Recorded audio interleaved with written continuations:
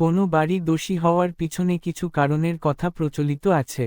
সাধারণত প্রাচীন বাড়িগুলো দোষী হয়, যেগুলোর অনেক বয়স, অনেক মানুষ সেখানে বসবাস করেন। অনেকে সময়ের আবর্তনে মরে যান, মরে ভূত হয়ে যান, এবং কেউ কেউ বাড়ির মায়া কাটাতে না পেরে বাড়িতেই থেকে যান। এই আত্মা বা প্রেতাত্মাই বাড়িতে বিভিন্ন ভৌতিক কর্মকাণ্ড ঘটায়। শুধু আমাদের দেশে না, আমেরিকার প্রেসিডেন্টের বাসভবন হোয়াইট হাউস নিয়েও কিছু ভৌতিক ঘটনা শোনা যায়। হোয়াইট হাউজে প্রথম প্রেসিডেন্ট ছিলেন জন অ্যাডামস। তার স্ত্রী এবা গেইল, এই ভদ্রমহিলা ভূত হয়ে রয়ে গেছেন হোয়াইট হাউজে। হোয়াইট হাউজে বিভিন্ন সময়ে থাকতে আসা লিঙ্কন থেকে শুরু করে আরও অনেকেই ভৌতিক ঘটনার মুখে পড়েছিলেন। প্রেসিডেন্ট আব্রাহাম লিঙ্কনের ভূত এখনও হোয়াইট হাউজে থাকে তা অনেকেই বিশ্বাস করেন। আব্রাহাম লিঙ্কনের ব্যাপারে ভৌতিক অনেক কিছুই আছে, যেমন তার বন্ধু এবং জীবনীকার ওয়ার্ড হিল লেমন বলেছেন 1875 সালের জুলাইয়ে, মানে যে মাসে তিনি মারা যান, সেই মাসে লিঙ্কন এক রাতে স্বপ্নে দেখেন তিনি ঘুমোচ্ছেন। হঠাৎ চারদিকে কান্নার শব্দ শোনা গেল।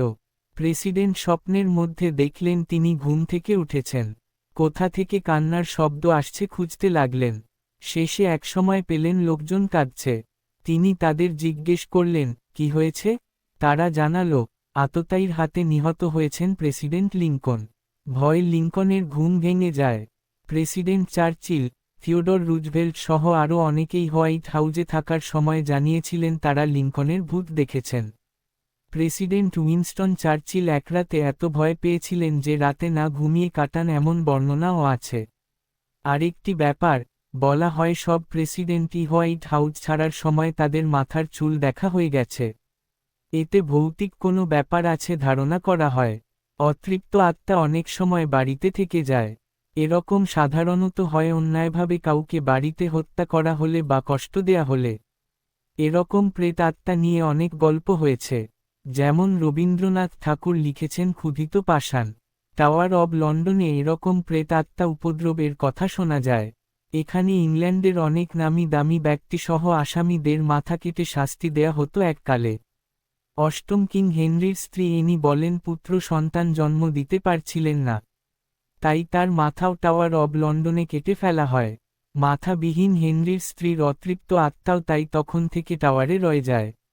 1875 সালে একজন সৈনিক এই প্রেতাত্মার সাথে যুদ্ধ পর্যন্ত করেছিল এমনও উল্লেখ আছে। সুতরাং ভূত বা প্রেতাত্মা দিয়ে দূষিত বাড়ির ঘটনা এড়িয়ে যাওয়ার মতো কিছু না। সোহরাব হোসেনের বাড়ি ছিল এমন দোষী বাড়ি। তার বাড়ির পিছনের একটা গল্প আমি খুঁজে পেয়েছি। সোহরাব হোসেনের এই বাড়ির জায়গা তার দাদা কিনেছিলেন। অনেক আগের কথা, তখন ব্রিটিশ শাসন।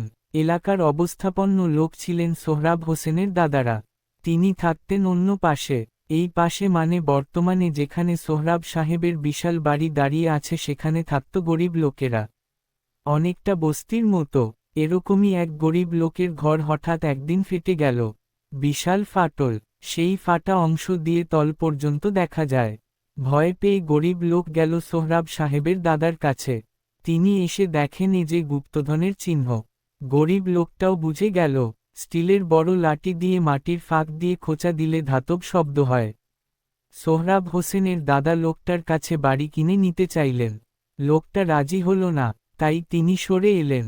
পরদিন সকালে মাটির ফাঁকের মধ্যে লোকটির মৃতদেহ পাওয়া গেল। ভূতের ভয় আশপাশের বাড়ি ছেড়ে গরিব লোকেরা অন্যত্র চলে যাওয়ার পর সোহরাব হোসেনের দাদা এই জায়গা কিনে এখানে বাড়ি করেন। পুলিশের ভয় আয়োজন করে খোঁড়াখড়ি করেননি। তবে শোনা যায় রোজ রাতে যেখানে মাটির ফাটল ছিল সেই কক্ষ তিনি খুঁড়তেন। স্বর্ণমুদ্রা পেয়েছিলেন কি না কেউ জানে না। সোহরাব হোসেনের দাদা কিভাবে মারা যান তা জানতে পারিনি। তার ছেলে মানে সোহরাব হোসেনের বাবার মৃত্যু হয় অস্বাভাবিকভাবে, সেই গুপ্তধনের কক্ষে। এই ধারায় তৃতীয় মৃত্যু হল সোহরাব হোসেন সাহেবের। একই বাড়িতে। নিয়ম মতে এবার সোহরাব সাহেবের ছেলের পালা। সোহরাব সাহেবের ছেলে এখন বিপর্যস্ত। বাপের অস্বাভাবিক মৃত্যু এবং পূর্বপুরুষদের মৃত্যুর কাহিনী তাকে অনেকটা বিচলিত করেছে। প্রাথমিকভাবে এলাকার মানুষের ধারণাটাই উপস্থাপন করছি। এলাকার মানুষ মনে করে সোহরাব সাহেবের দাদা গরিব লোকটিকে এই বাড়িতেই হত্যা করেছিলেন। এখন সে ভূত হয়ে হত্যার প্রতিশোধ নিচ্ছে। মানুষ এই বাড়িকে ভয় পায়। কুকুরও নাকি এই বাড়িতে প্রবেশ করে না।